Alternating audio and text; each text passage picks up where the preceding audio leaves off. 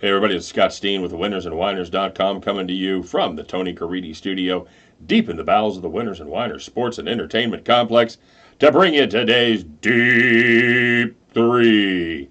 As always, don't forget to like, don't forget to subscribe, and don't forget to tell us what you're playing today. What are you on? Are you tailing? Are you fading? Not a lot of games out there, so tell me some of those unusual picks here. Are you playing a little NHL? You playing a little soccer from overseas?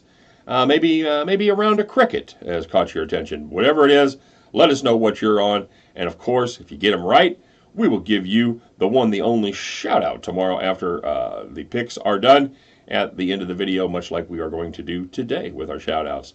And of course, don't forget to check out winnersandwhiners.com, statsalt.com for all of your needs as far as capsules go on every sporting event going on in America that you can bet on every single day. Check it out. It is an invaluable resource if you haven't done so already. And of course, I would be remiss if I did not tell you to check out my partner in crime picks over there at StatSalt. Is on the StatSalt page.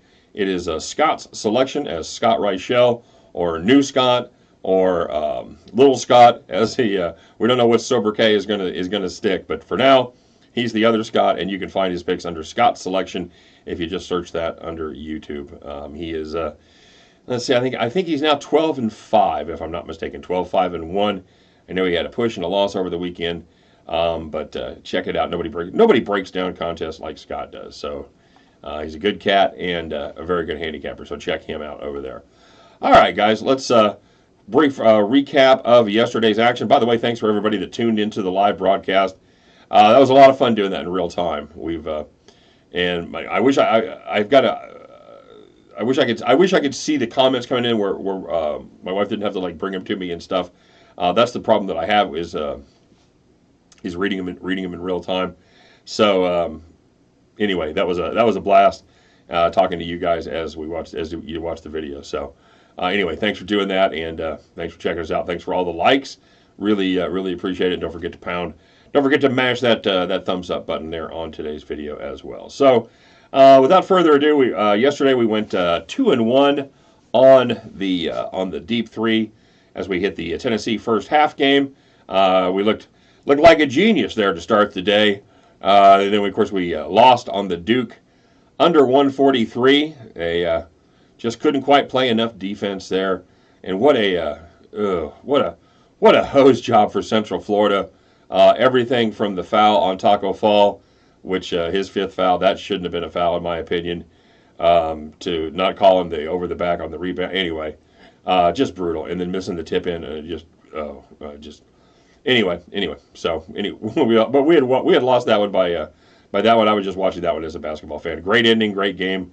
I always like to see Duke go down. I think Central Florida would have been fun to watch, and then we hit the Virginia game as they covered by one. Never a doubt with the old Cavaliers. And on the premium side, we went 2-2. We hit the North Carolina first half game. We missed on Virginia Tech first half.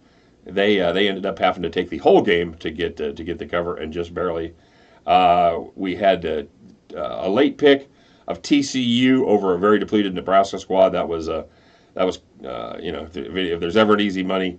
That was a pretty easy pick right there. That worked out well for us.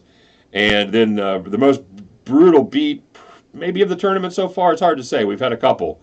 We had Houston under 132.5, and of course it was sitting at 131, and UCF has the ball. About 20 seconds left. They shoot, they miss. Houston rebounds, and UCF, not UCF.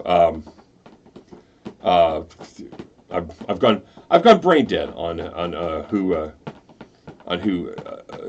Houston was playing there.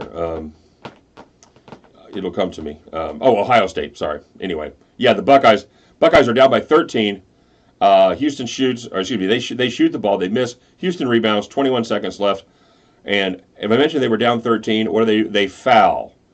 They foul as we're sitting at 131, trying to stay under 132.5. Houston goes to the line, shoots the first one. It hits every part of the rim before finally dropping through, and then nails the second one to put us a half point over the 132.5. Absolutely ridiculous, heartbreaking loss. So we go 2-2 on the premium side. So let's get started with today's picks. As the first one I'm looking at is Norfolk State against the Colorado Buffaloes. They're at home up in Boulder. Again, we're going to try with the first half. I like the first half game. It's a 15-point spread right now, and I'm going to take Colorado. Excuse me, it's a 14-point spread. I'm going to take Colorado minus the 7.5. Spartans get another shot at a Power 5 conference after they dispatched Alabama in overtime on Wednesday. They are the regular season winner of the MEAC conference, but they square now off against the Buffaloes team that went 10-8 in the Pac-12, and actually has been playing pretty decent basketball lately. Norfolk State may figure it out at halftime, like they did last time against Alabama, but the Buffs come out strong in the first half. I do like the first half. Buffaloes minus, probably going to be in the neighborhood of 7.5 there on that number. Next, we're taking another look in the college ranks as the Longwood Lancers take on the DePaul Blue Demons. DePaul really limped home, winning and covering just 3 times in their last 9 games. Lancers, meantime, we talked about them before. They're not a great team, but they're usually able to keep it close, losing just 4 times by 15 points or more. They had a shocking 22-point win against Mississippi State in a game that we were all over the other side, as they were a 10-point home dog. Now they go on the road, and they most likely won't win, but I think they're able to hang in there against a below-average DePaul squad. Give me Longwood plus the 15. And finally, taking a look at one of my more favorite plays of the evening, as Coastal Carolina travels up to Morgantown to take on the West Virginia Mountaineers. Mountaineers a 9-point favorite.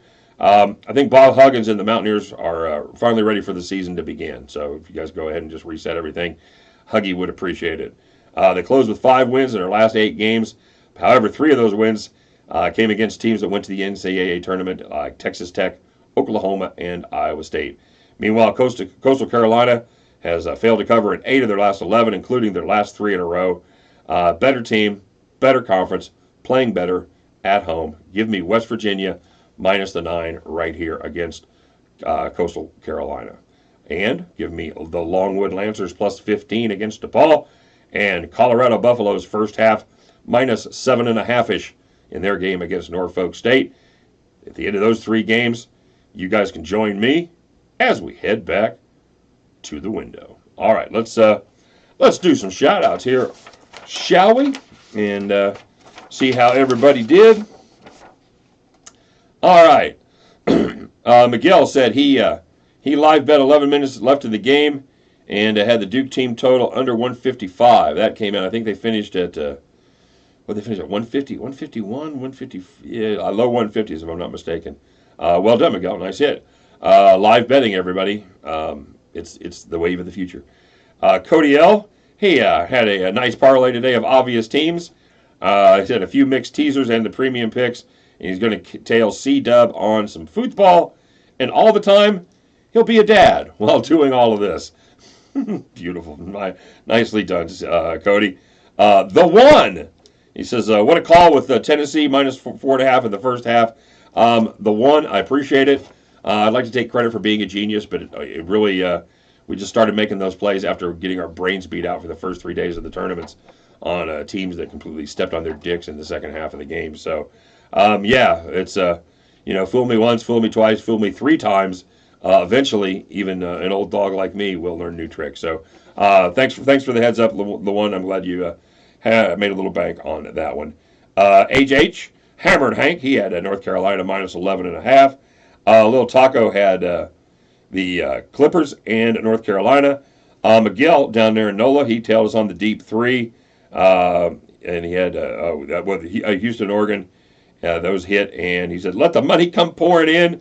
He's on a 11 or 12-day win streak, guys. So if you just played the deep 3, hopefully you did all right, Miguel. If you had some other picks there, tomorrow's another day, my friend. So, congratulations on your streak. Very nicely done. Legion to picks. He had Virginia Tech minus 8.5. Never a doubt, sir, as they come streaming in. C-Dub had UNC minus 11.5. He had Virginia. And, of course, he had Northern Ireland. Now that they no longer have the troubles, apparently Northern Ireland is free to play much better football. And here's some of the here's some shout outs from the live videos that I didn't get to. Shout out to all the Duke fans from last night's live session. John M, C Dub. They won C Dub, but they did not cover or flex. James M, and a shout out to all the Oregon fans from last night's live session. Joe C, Kent P, and Gregorio R. The Quack Attack is back, and they are for real, my friends. John Smith had the Tennessee money line. He had Houston money line as well.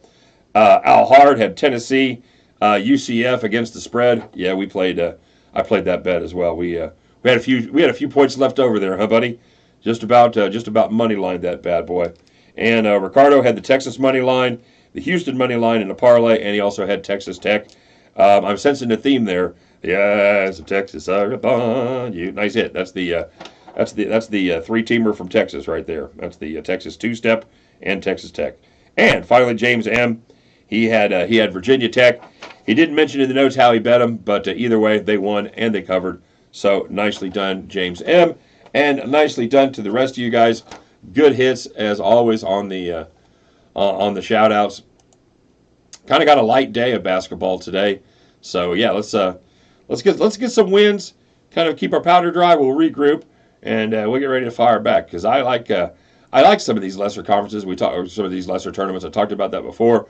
I kind of felt bad that I didn't get to focus more on the lesser tournaments, but we were just working really hard to get the NCAA picks done and the live cast as well. But anyway, we're going to be able to turn our attention to some of the CBIs, the NITs, and the CITs. So we'll see what happens. All right, you guys, thanks for joining us. Thanks for joining us once again on the live ones over the weekend. Had a real fun time doing them, and hopefully you guys will be back when we do that again. Until then, have a great day. Good luck to everybody, and we will see you tomorrow. Take care.